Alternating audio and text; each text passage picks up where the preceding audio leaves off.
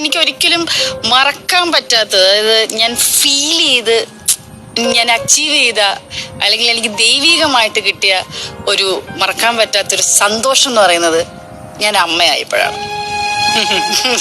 എനിക്ക് കുഞ്ഞിനെ കിട്ടി. അതായത് നമ്മളൊരു 9 മാസം കണക്ക് പറയുമല്ലോ.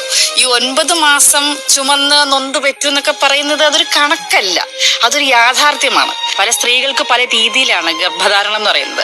ചിലവർക്ക് ഛർദിലുണ്ടാകും, ചിലർക്കൊന്നും ഉണ്ടാവില്ല, ചിലർക്ക് എന്തും കഴിക്കാം. പക്ഷെ എനിക്കൊക്കെ ഈ ചില സോപ്പിന്റെ മണമൊക്കെ എനിക്ക് ഛർദിൽ വരുമായിരുന്നു. അരി വാർക്കുന്നതിന്റെ മണം എനിക്ക് ഛർദിൽ വരുമായിരുന്നു. പിന്നെ അത് കഴിയുമ്പോൾ ശ്വാസം മുട്ടല്, വയറ് വന്നു കഴിയുമ്പോൾ ശ്വാസം മുട്ടല്. പിന്നെ എപ്പോ വേണമെങ്കിലും സംഭവിക്കാന്ന് പറഞ്ഞാൽ അത്ര കെയറിങ് ആണ്.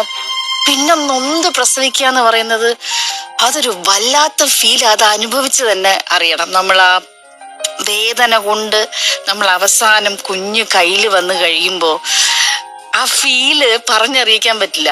ബ്ലെസ്ഡ് ആണ്, ദൈവികമാണ്. നമുക്കത് എന്തോടെ പറയണ്ടേ, അതൊരു അനുഗ്രഹമാണ്.